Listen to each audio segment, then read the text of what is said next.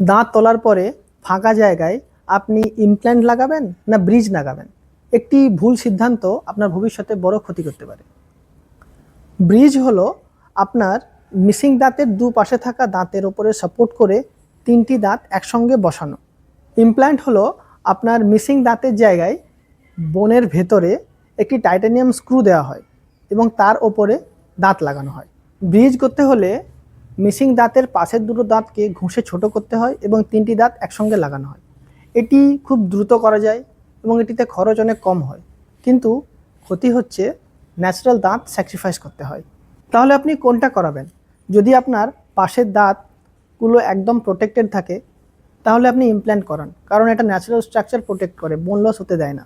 যদি পাশের দাঁতগুলো ফিল করা থাকে বা আপনার বাজেট ইস্যু থাকে তাহলে আপনি ব্রিজ করান। দুটোই অ্যাকসেপ্টেবল প্রসিডিওর, যে কোনো কিছুই আপনি করাতে পারেন। কোনটা করাবেন তা এক্স্যাক্টলি বলতে গেলে সেটা ডিপেন্ড করে আপনার পরিস্থিতির ওপর। এক্সরে দেখে নির্ণয় করা হয় আপনার ওখানে ব্রিজ করা উপযুক্ত হবে না ইমপ্ল্যান্ট। আপনার এক্সপার্ট আপনাকে যেটা সাজেস্ট করবে আপনি সেটাই করতে পারেন।